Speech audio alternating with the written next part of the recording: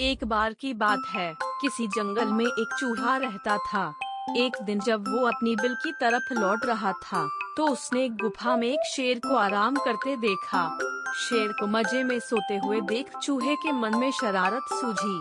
चूहा शेर की गुफा में जा घुसा और शेर के ऊपर चढ़ गया। वह शेर के ऊपर खूब उछल कूद करने लगा और उसके बाल खींचने लगा। चूहे की शरारतों से शेर की नींद खुल गई और उसने चूहे को अपने नुकीले पंजों में दबोच लिया।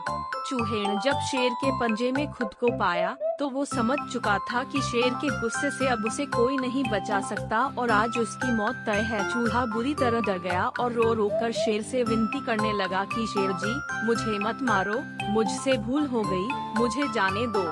अगर आज आप मुझे जाने देंगे, तो मैं आपके इस उपकार के बदले भविष्य में जब भी आपको किसी मदद की जरूरत होगी, मैं आपकी मदद करूंगा। चूहे की बातें सुनकर शेर की हंसी निकल गई। शेर ने कहा कि तुम तो खुद इतने छोटे हो, मेरी मदद क्या करोगे। चूहे की विनती सुनकर शेर को उस पर दया आ गई और उसने चूहे को छोड़ दिया। चूहे ने शेर को धन्यवाद बोला और वहाँ से चला गया। कुछ दिनों बाद जब शेर खाने की तलाश में इधर उधर घूम रहा था, तभी अचानक किसी शिकारी के फैलाए जाल में फंस गया। शेर ने खुद को जाल से निकालने की भरपूर कोशिश की, लेकिन निकल नहीं पाया।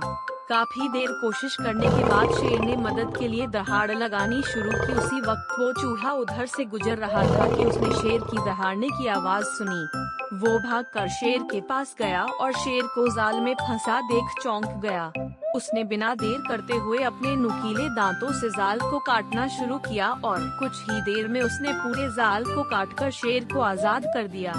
चूहे की इस मदद से शेर की आंखें भर आईं और नम आंखों से शेर ने चूहे को धन्यवाद किया और दोनों वहां से चले गए। फिर शेर और चूहा अच्छे दोस्त बन गए। इस कहानी से हमें यह सीख मिलती है कि हमें सिर्फ शरीर के आधार पर किसी इंसान को छोटा या बड़ा नहीं समझना चाहिए।